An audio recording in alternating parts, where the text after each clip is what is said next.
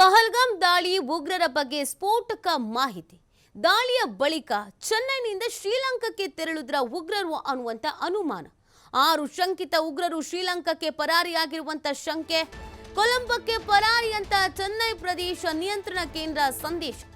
ಈ ಹಿನ್ನೆಲೆಯಲ್ಲಿ ಶ್ರೀಲಂಕಾ ಪೊಲೀಸರಿಂದ ವಿಮಾನ ಪರಿಶೀಲನೆಯನ್ನ ಮಾಡಲಾಗ್ತಾ ಇದೆ.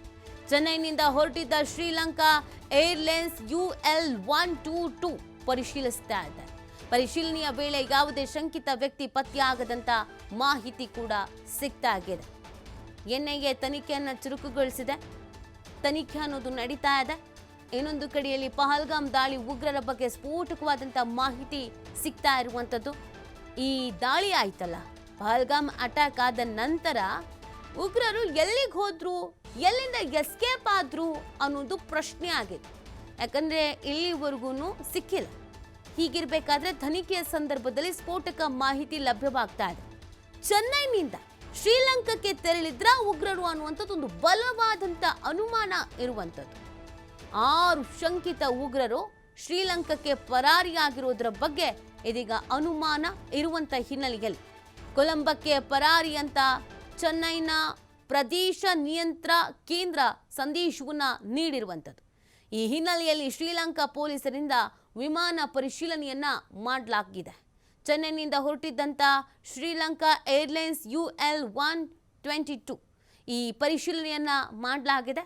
ಪರಿಶೀಲನೆಯ ವೇಳೆ ಯಾವುದೇ ಶಂಕಿತ ವ್ಯಕ್ತಿ ಪತ್ತೆ ಆಗಿಲ್ಲ ಅನ್ನೋದ್ರ ಬಗ್ಗೆ ಕೂಡ ಮಾಹಿತಿ ಸಿಗ್ತಾ ಇದೆ.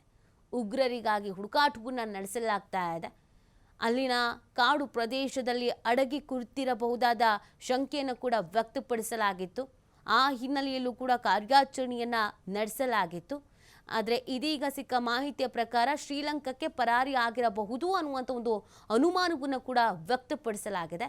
ಹಾಗಾಗಿ ಅಲ್ಲಿಯೂ ಕೂಡ ತನಿಖೆಯನ್ನ ಮಾಡಲಾಗ್ತಾ ಇದೆ. ಚೆನ್ನೈನಿಂದ ಶ್ರೀಲಂಕಾಕ್ಕೆ ತೆರಳಿರಬಹುದಾದ ಅನುಮಾನವನ್ನು ಸದ್ಯಕ್ಕೆ ವ್ಯಕ್ತಪಡಿಸ್ತಾ ಇರೋದು.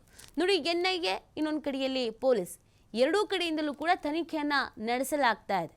ನಿನ್ನೆ ಸಿಕ್ಕಂಥ ಮಾಹಿತಿಯ ಪ್ರಕಾರ ಕಾಶ್ಮೀರದ ಭಾಗಗಳಲ್ಲಿಯೇ ಕಾಡು ಪ್ರದೇಶಗಳಲ್ಲಿ ಅಡಗಿ ಕೂತಿರಬಹುದಾದ ಅನುಮಾನವನ್ನು ವ್ಯಕ್ತಪಡಿಸಲಾಗಿತ್ತು. ಆ ಕಾರಣಕ್ಕಾಗಿ ಅಲ್ಲಿಯೂ ಕೂಡ ಕಾರ್ಯಾಚರಣೆಯನ್ನ ಮಾಡಲಾಗ್ತಾ ಇತ್ತು. ಇದೀಗ ಸಿಗ್ತಿರುವಂಥ ಮಾಹಿತಿ ಪ್ರಕಾರ ಚೆನ್ನೈ ಮುಖಾಂತರವಾಗಿ ಶ್ರೀಲಂಕಾಕ್ಕೆ ಎಸ್ಕೇಪ್ ಆಗಿರಬಹುದು ಅನ್ನುವಂಥ ಅನುಮಾನ.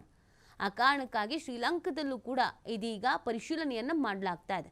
ಒಟ್ಟಿನಲ್ಲಿ ಉಗ್ರರನ್ನ ಹೊಡೆದುರುಳಿಸಬೇಕು ಅನ್ನುವಂಥ ನಿಟ್ಟಿನಲ್ಲಿ ಈ ತನಿಖೆ ಅನ್ನೋದು ಚುರುಕು ಪಡ್ಕೊಳ್ತಾ ಇರೋದು.